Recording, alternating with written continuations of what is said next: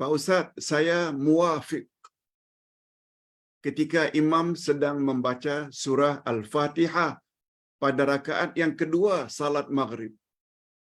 Salat maghrib kan 3 rakaat. Yang bertanya ni sebut saya muafiq pada rakaat yang kedua. Ketika imam membaca surat Al-Fatihah.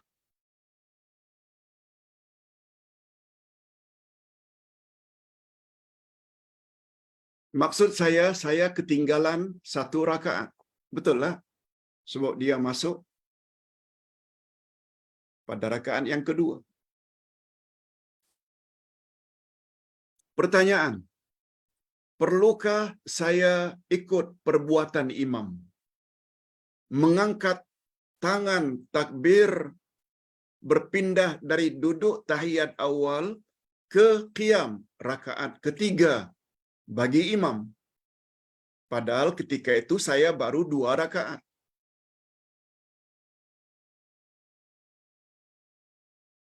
Mohon pencerahan Pak Ustaz.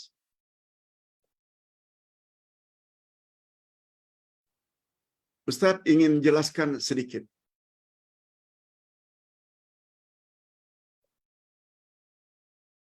Rasulullah sallallahu alaihi wasallam bersabda, "Ju'ilal imamu liyutamma bih." Imam dijadikan imam adalah untuk diikuti. Oleh sebab itu bila imam naik pada rakaat kedua untuk rakaat ketiga, disunatkan mengangkat tangan ketika sudah berdiri. Berdiri dari tahiyat awal. Sedangkan saya baru 1 rakaat.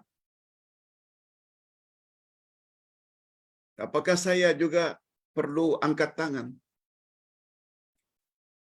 Hadirin dan hadirat. Angkat tangan ini sama ada takbiratul intiqal atau takbiratul ihram hanya sunat. Ustaz jelaskan.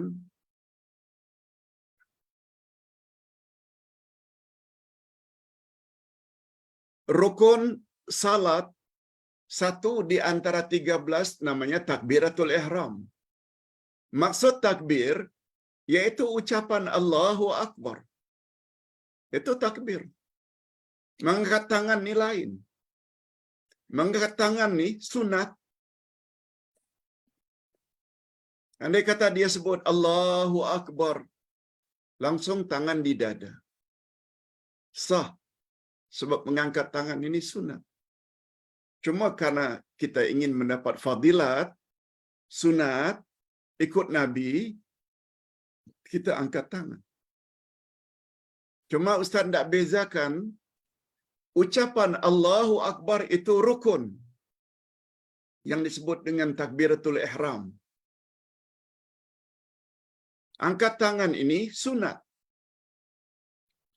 Satu lagi takbir namanya takbiratul intiqal. Allahu Akbar ketika akan rukuk. Allahu Akbar dari i'tidal ke sujud. Allahu Akbar dari sujud duduk antara 2 sujud.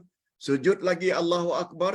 Allahu Akbar, Allahu Akbar selain takbiratul ihram namanya takbiratul intiqal.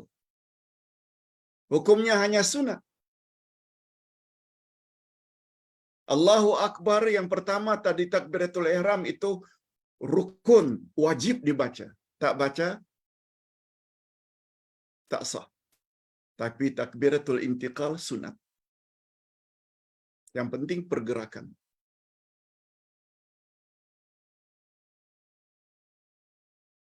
Allahu Akbar itu sunat.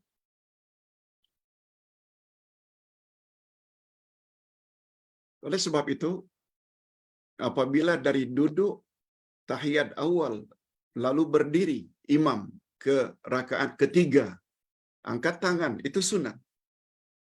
Kita juga bangkit macam imam bangkit.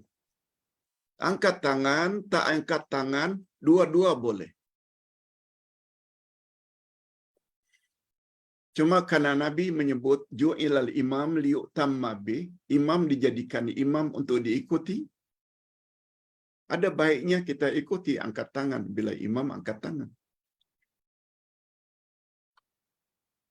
Cuma satu perkara yang Ustaz ingin perbetulkan, minta maaf kepada penanya, yang mengawali pertanyaannya, Pak Ustaz, saya muafiq ketika imam sedang membaca surat Al-Fatihah pada rakaat kedua. Istilah muafiq itu salah. Sebab dalam salat berjamaah, bila kita ikut imam sebagai makmum, ikut imam bersamaan dengan bermulanya imam takbiratul ihram. Setelah takbir, kita pun takbir. Itu yang namanya muafiq.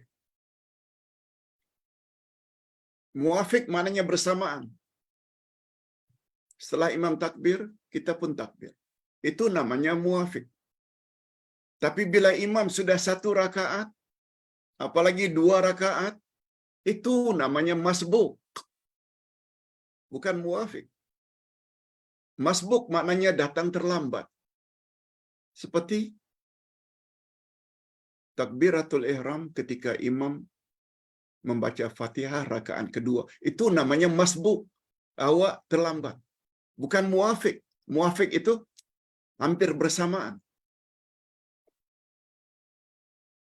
Takbiratul ihram, setelah imam takbiratul ihram, imam membaca doa iftitah, kita pun membaca doa iftitah. Begitulah seterusnya. Ustaz harap mudah-mudahan dapat difahami. Yang kedua, Pak Ustaz, ini pertanyaan dari Batam, dari adik. Assalamualaikum Kekanda Uday. Izin bertanya tentang tayammum yang dijelaskan pada minggu lalu. Maaf, pada beberapa hari yang lalu. Mungkin semalam.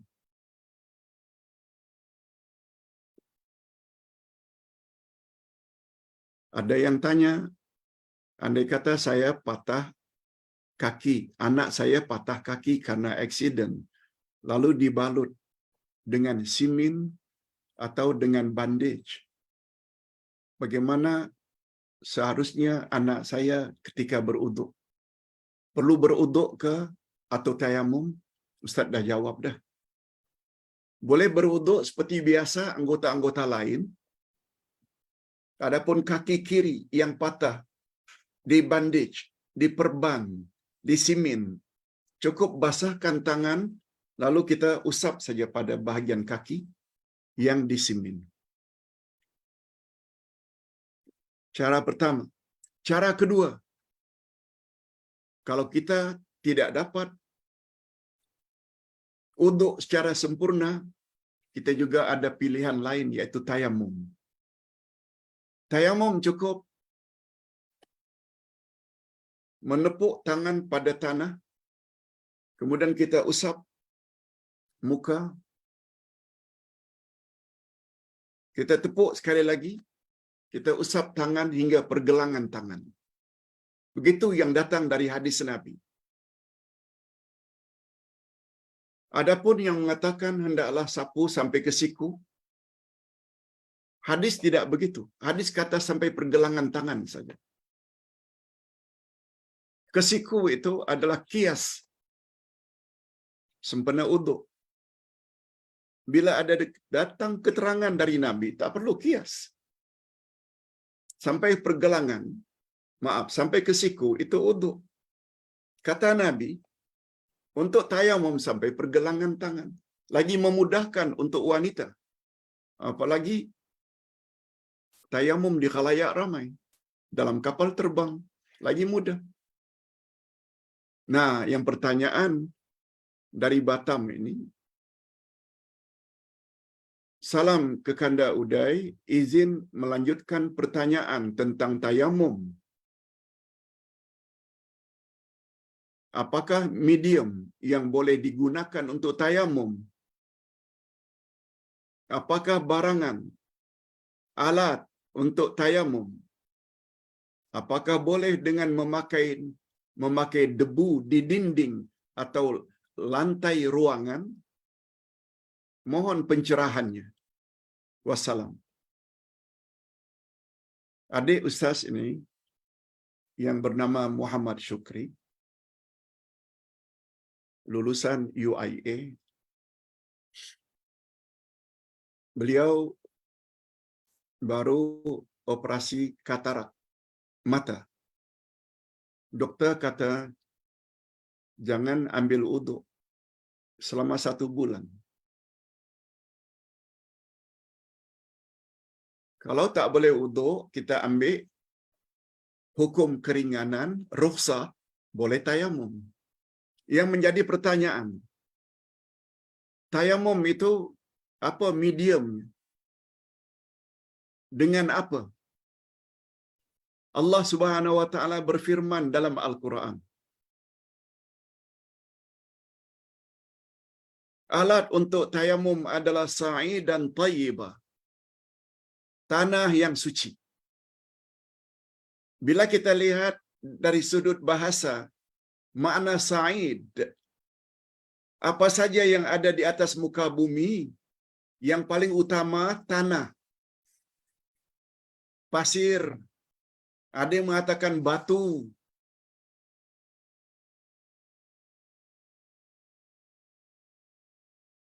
Namun demikian, ada juga yang mengatakan kalau kita dalam kapal terbang, kita tepuk saja di belakang kursi orang depan. Ada pula yang mengatakan Nabi sallallahu alaihi wasallam pernah tayamum dengan hanya menepuk pada jendela atau tingkap rumahnya, bahagian luar banyak debu, lalu beliau pun tayamum. Pernah. Hadirin dan hadirat rahimakumullah. Namun bila kita compare semua itu, pandangan yang paling tepat, gunakan debu tanah. Ambil tanah, masukkan dalam kuali, digonseng. Bukan digoreng ya, goreng dengan minyak. Gonseng tanpa minyak. Letak saja, panaskan, kita pisah-pisahkan mana yang kasar. Setelah itu kita tapis, kita ayak, dapatlah debu. Masukkan dalam botol. Ini cara yang paling tepat. Memenuhi makna sa'i dan taibah. Ingat, taibah itu yang baik, yang bersih. Oleh sebab itu, bila kita buat seperti itu, diayak, letak, kemudian kita ambil tisu.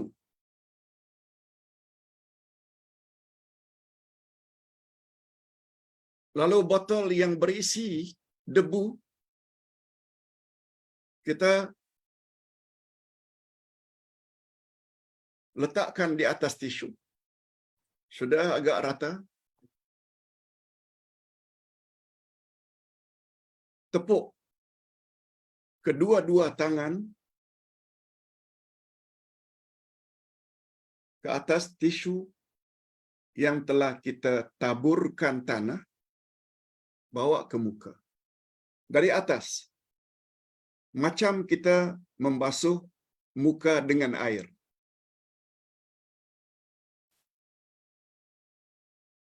Dari atas, kita bawa ke bawah.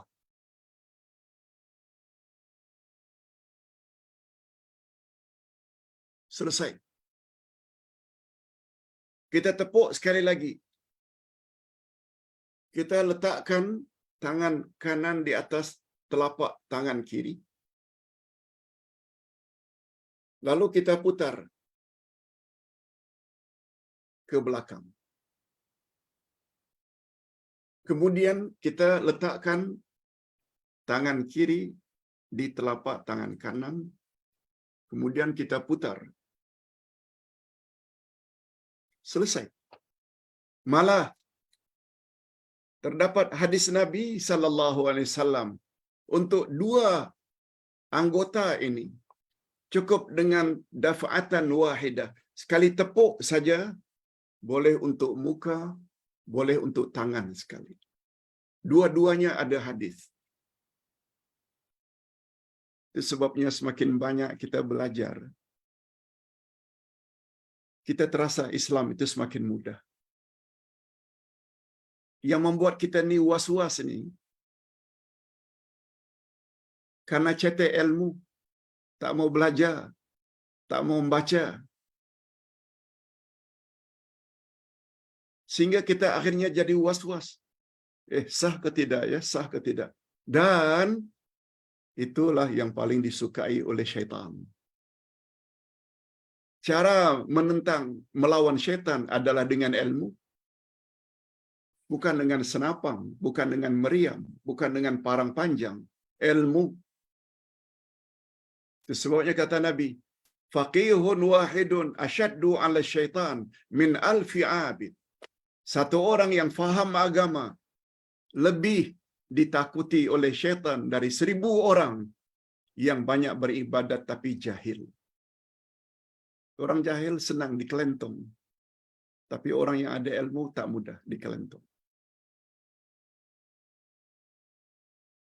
Oleh sebab itu, walaupun ada tadi beberapa pandangan Adinda Syukri, di atas batu boleh, di atas dinding boleh, di atas lantai boleh, tapi yang terbaik buat sebagaimana yang disebut tadi. Tak susah pun, apalagi selama 1 bulan. Kita siapkan tanah itu 1 botol, sedikit saja. Dan tak perlu ya, bila dah kita sapu muka, tak perlu kita tacap pula, takut tak kena tanah. Tacap. Tahu makna tacap? Wanita selalu tacap kalau bedaknya tak rata. Kalau tak salah. Tak perlu ditacap, cukup. Selesai. Islam itu mudah, mengapalah dipersulitkan sangat. Semuanya itu berpunca dari ketiadaan ilmu. Hadirin dan hadirat, kita sampai kepada pertanyaan yang okey, sebelum mengakhiri pertanyaan tayamum. Ustaz ingin berpesan kepada semua, terutama pada adik tadi. Kalau semua tadi itu kata ulama boleh, mana yang lebih kita yakini? Ikuti yang itu.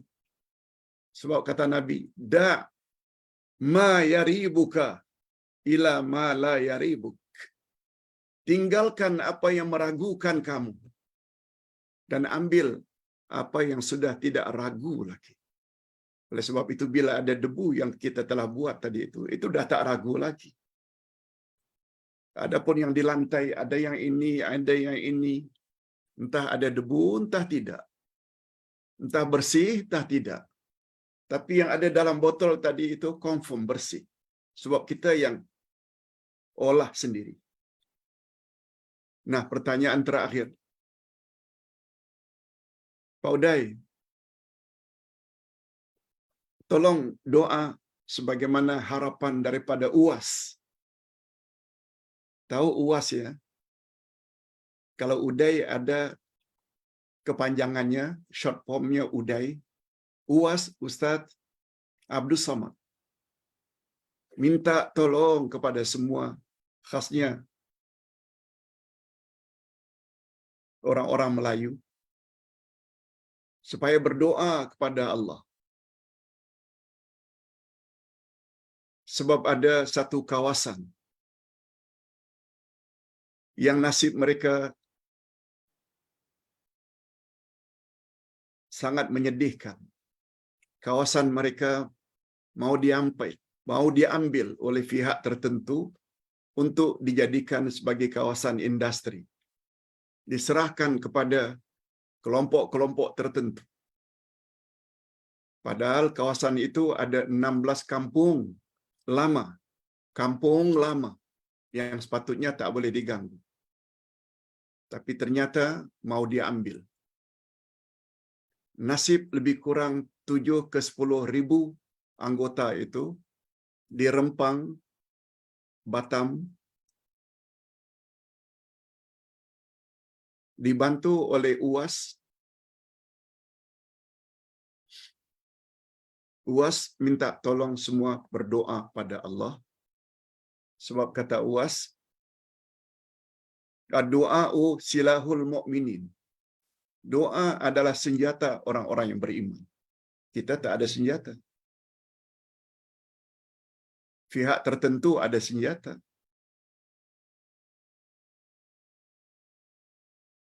Ada aparat. Ada anggota-anggota yang dipergunakan untuk mengambil satu-satu kawasan. Kita tak ada senjata. Tapi ingat, kata Nabi, ad-du'a'u silahul mu'minin. Silah itu senjata. Doa adalah senjata orang-orang yang beriman. Sebabnya kata Nabi mengingatkan kepada orang yang suka berbuat zalim. Ittaqu du'a al-mazlumin.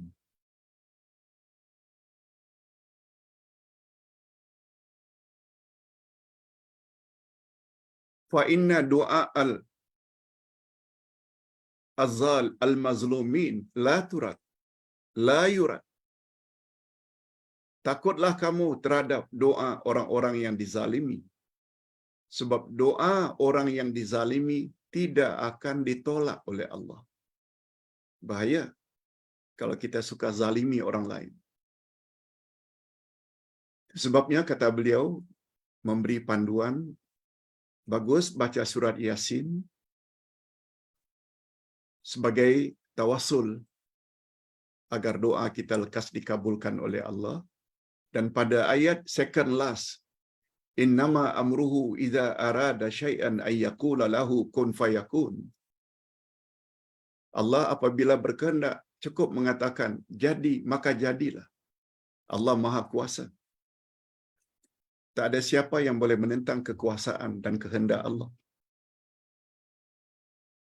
Tolong doa, kata beliau. Ustaz setuju dengan harapan Ustaz UAS?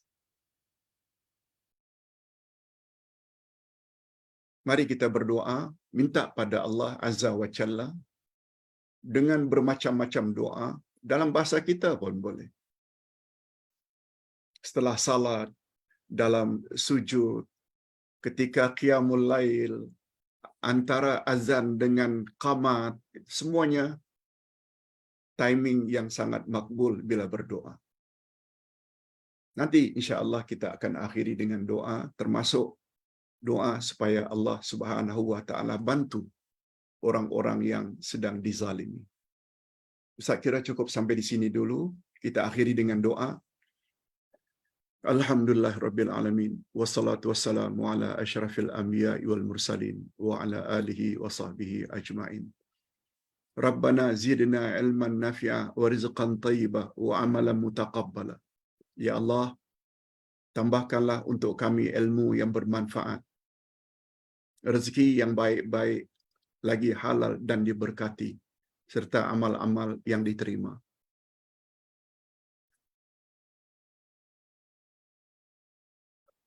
Rabbana ighfir lana dzunubana wa liwalidina warhamhum kama rabbawna shighara. Ya Allah, ampunkanlah dosa kami dan dosa kedua ibu bapa kami. Dan cucurilah mereka rahmat-Mu, ya Allah, sebagaimana mereka telah didik kami sejak dari kecil. Rabbana hab lana min azwajina wa dzurriyyatina qurrata a'yun waj'alna lil muttaqina imama. Ya Allah, berilah kami pasangan hidup dan zuriat keturunan yang menyedapkan pandangan mata dan hati kami. dan jadikanlah kami pemimpin bagi orang-orang yang bertakwa. Allahumma ansurul muslimina wal muslimat wal mu'minina wal mu'minat fi kulli makan wa fi Rempang Batam khasatan bi rahmatika ya arhamar rahimin. Ya Allah, tolonglah orang-orang Islam laki-laki dan wanita, orang-orang beriman laki-laki dan wanita, tak kira di mana mereka sedang berada. Khasnya kami mohon bantulah saudara-saudara kami yang berada di Rempang Batam bi rahmatika ya arhamar rahimin. Ya Allah, ya Tuhan kami, bantulah umat Islam yang sedang dianiaya tak kira di mana mereka berada. Apakah mereka berada di Palestina? Apakah mereka berada di Syria? Apakah mereka yang berada di Filipina? Apakah mereka yang berada di Myanmar? Apakah mereka yang berada di Rempang? Bantulah ya Allah, sebab tidak ada yang berkuasa membantu kecuali hanya Engkau, sebab Engkau adalah Allah yang maha berkuasa, yang jika Engkau berkehendak, cukup Engkau mengatakan kun fayakun. La ilaha illa anta subhanaka inna kunna minaz zalimin. Tidak ada Tuhan yang berhak disembah melainkan Engkau ya Allah. Maha suci Engkau, dan kami mengakui bahwa kami telah banyak melakukan aniaya.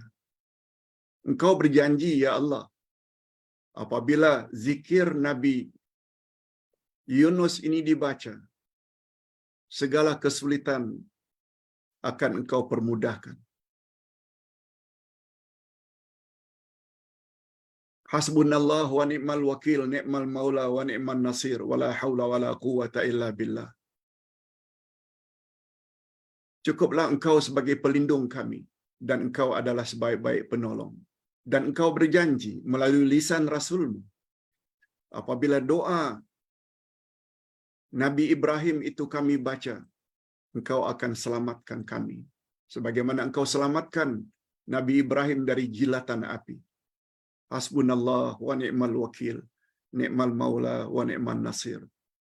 Oleh sebab itu, bantulah saudara-saudara kami yang berada di Rempang Batam, supaya mereka mendapat apa yang mereka harapkan dan inginkan. Birahmatika ya arhamar rahimin. Wa sallallahu ala nabiyyina Muhammad wa ala alihi wa sahbihi ajma'in. Subhana rabbika rabbil izzati amma yasifun. Wa salamun alal mursalin. Walhamdulillah rabbil alamin. Subhanakallahumma wa bihamdik. Asyhadu an la ilaha illa anta astaghfiruka wa atubu ilaik. Assalamualaikum warahmatullahi wabarakatuh.